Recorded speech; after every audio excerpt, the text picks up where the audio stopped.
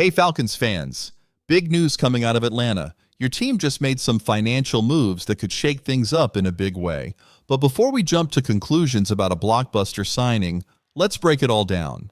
The Falcons have restructured contracts to free up $20 million in salary cap space. Sounds like they're gearing up for a major move, right? Well, not so fast. The way that cap space works might not lead to the splashy free agent signing some fans are hoping for, but could it still set the stage for a key addition that changes the team's future? Let's dig into it.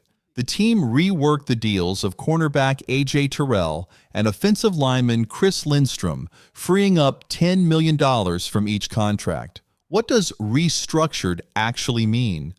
Basically, a portion of their salaries was turned into a signing bonus, spreading the cap hit over several years. This lowers their 2025 cap numbers but increases their financial commitments down the road.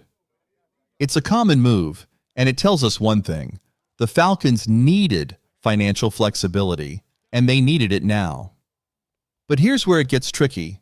That extra $20 million sounds great, but when you account for the money required to sign the incoming rookie class, the Falcons' actual spending power drops to around $1 million.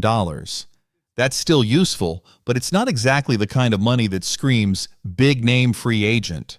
So what's the plan? Most likely, this move was made to ensure the Falcons can sign their rookies while keeping some cushion for unexpected expenses, whether that's injuries, trades, or midseason signings.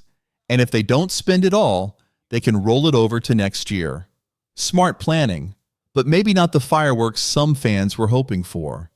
That said, Atlanta still has options. Two positions stand out as major needs: edge rusher and cornerback. And while a blockbuster move might not be in the cards, there are still some veteran free agents who could make an immediate impact. One name to watch: Zadarius Smith.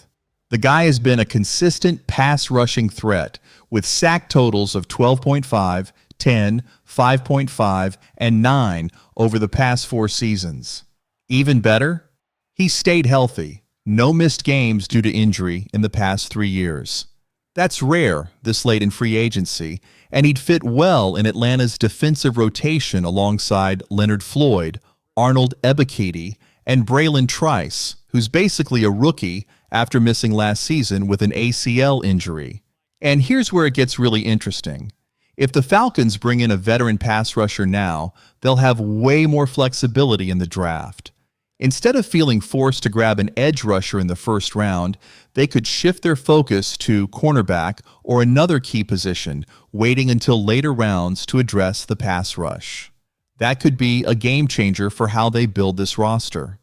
So while this cap move might not lead to a superstar signing, it could still be a big step in shaping the team's future. Stay tuned, Falcons fans. Things could get interesting. Let's talk cornerbacks.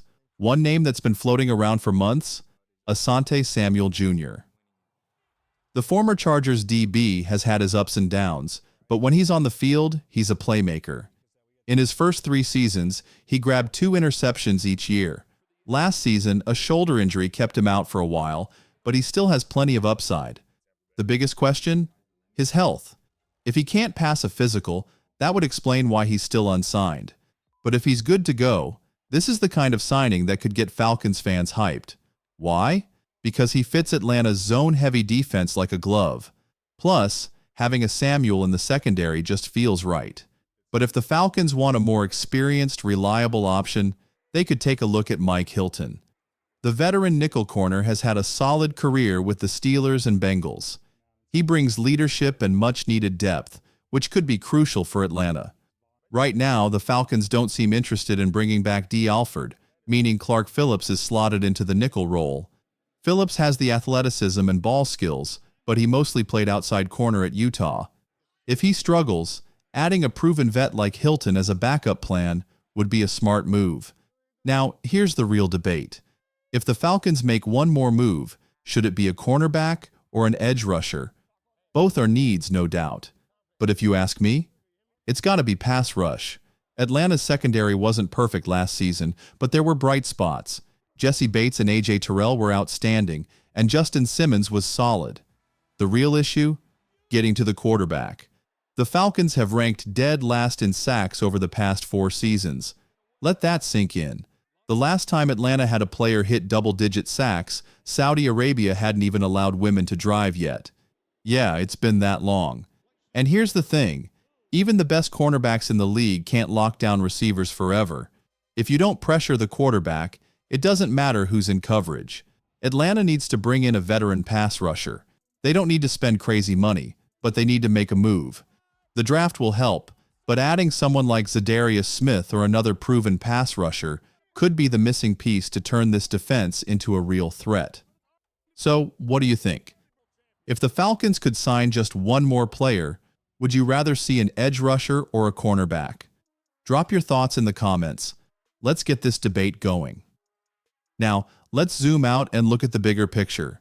What do these moves tell us about the Falcons' overall strategy? By freeing up cap space, Atlanta is showing that they want to stay flexible heading into the draft and the season. They're not chasing flashy short-term signings, they're building for the long haul. And that's a big deal. This team hasn't had a dominant pass rush in years. They've tried different players, coaches, and schemes, but nothing has stuck. Now they're focused on creating a sustainable defensive core. And adding a veteran now could help stabilize the defense, while the draft brings in young talent to develop. And speaking of the draft, this extra cap space gives the Falcons flexibility to be aggressive if they spot a player they love. Maybe they trade up in the second round to grab an edge rusher or a cornerback. Maybe they pull off a mid-season trade for a game changer who helps push them into the playoffs. The key here? Options. By keeping cap space open, the Falcons aren't locking themselves into one plan. They're staying ready to make a move when the right opportunity comes. One more thing. If they do sign someone, expect it to be a veteran who fits the locker room culture. That's been a clear priority under this front office. They're not just chasing talent, they want leaders, guys with experience, players they can count on. That's why names like Zadarius Smith and Mike Hilton make so much sense. But now, I want to hear from you. What do you think of the Falcons' approach? Are they playing it smart, or should they be more aggressive in free agency? And if they make one more signing, who do you want to see in Atlanta? Let's get this conversation going. Drop a comment, hit that like button, and if you haven't already, subscribe for more Falcons updates. I'll see you in the next one. Go Falcons!